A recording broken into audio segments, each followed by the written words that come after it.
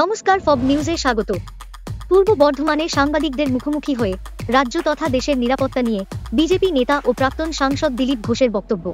পশ্চিমবাংলার ভিতর দিয়ে বাংলাদেশি নাগরিকরা সারা ভারতবর্ষে ছড়িয়ে পড়ছে, আইন শৃঙ্খলা সমস্যা তৈরি করছে, ভারত বিরোধী গতিবিধি চালাচ্ছে, এটা আমরা বারবার বলেছি এবং সেটাই প্রমাণ হচ্ছে। এবং এখান থেকে আধার কার্ড, রেশন কার্ড সব পাচ্ছে। পুলিশ কোনো কিছু করে না, জানার পরেও কিছু করে না। পুলিশ ভেরিফিকেশন ছাড়া এগুলো হতেই পারে না, এমনকি পাসপোর্টও পেয়ে যাচ্ছে এখান থেকে। তো সেজন্য পশ্চিমবঙ্গ সরকার এই ব্যাপারে চিরদিন একটু নরম, কারণ তারা মনে করছে তাদেরই ভোটার হবে এরা। কিন্তু ভারতবর্ষের সুরক্ষা আজকে একটা বড় আর থ্রেটের সামনে চলে এসেছে। যেখানে ঘটনা ঘটেছে বোম্বেতে, ভারতে এই সীমা থেকে ও সীমা এবং ভিআইপিদের বাড়িতে গিয়ে এ ধরনের ঘটনা ঘটাচ্ছে, এটা চিন্তার বিষয়। তার সঙ্গে পশ্চিমবাংলার নাম জড়িয়ে যাচ্ছে, এটা আরো চিন্তার বিষয়। সুকান্ত মজুমদার তিনি আজকে বলেছেন যে ধর্ম রক্ষার জন্য বাড়িতে ধারালো অস্ত্র রাখে, কোথাও আক্রমণ করতে যাব না, কিন্তু আক্রমণ হলে আত্মরক্ষার অধিকার আছে। আমাদের উপর আক্রমণ হলে পুলিশ পাঠাতে আসবে না, কারণ এই পুলিশ বিরাট এবং শিক্ষিতরা পুলিশ। প্রত্যেকে আত্মরক্ষার অধিকার আছে, সেই জন্য অস্ত্র নিয়ে বাইরে না বেরোলে কোনো আইনি সমস্যা নয়, অস্ত্র রাখতে আপত্তি নেই। কিন্তু যেখানে পশ্চিমবাংলা আইন শৃঙ্খলার অবস্থা এরকম, সারা পশ্চিমবাংলা মহিলাদের কোনো সুরক্ষা নেই, সাধারণ মানুষের জীবনের সুরক্ষা নেই, পুলিশ এতদূর হয়ে গেছে যে আইন শৃঙ্খলা নিয়ে কোনো চিন্তা নেই ওদের, ফলে আজকে এনকাউন্টার করতে হচ্ছে দোষীদেরকে। তো সে জন্য স্বাভাবিক চিন্তা হওয়াটা। এই প্রসঙ্গে ববি আপনি বলছেন যে একজন কেন্দ্রীয় মন্ত্রী তিনি জঙ্গি মতো কথা বলছেন। কে জঙ্গি সবাই জানে, যিনি এটাকে পাকিস্তান বানাবার আহ্বান করেন, যিনি ধর্মান্তরিত করার কথা বলেন, আর সেই জন্য সব চিন্তা তো বেশি ওনাকে নিয়ে, ওনার কথা থেকেই তো ভয়ের পরিবেশ তৈরি হচ্ছে।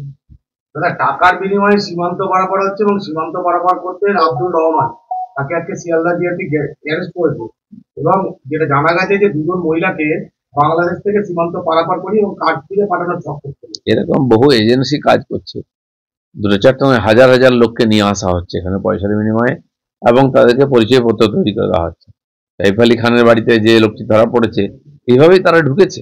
ফলে সারা ভারতবর্ষের মধ্যে আজকে একটা এরকম অস্থিরতা তৈরি হচ্ছে।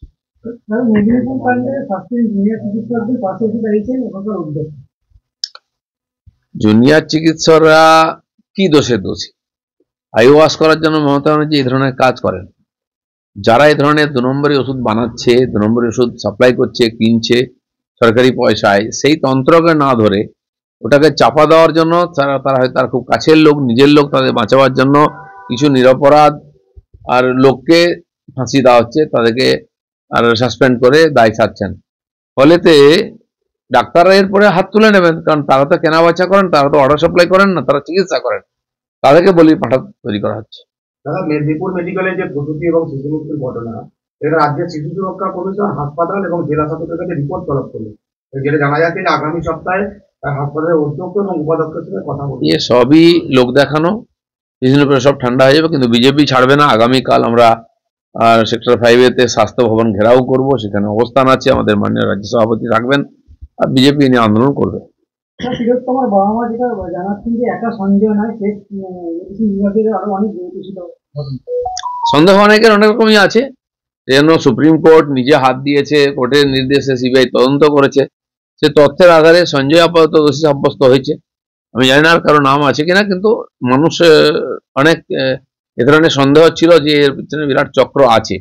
তো সেই চক্রকে বার করার জায়গায় রাজ্য সরকার বিশেষ করে ওকে চাপা দেওয়ার চেষ্টা করেছে। চলো, কি শাস্তি চাইছে না, কোর্ট কি শাস্তি দেবে সেটাই আমরা চাইছি।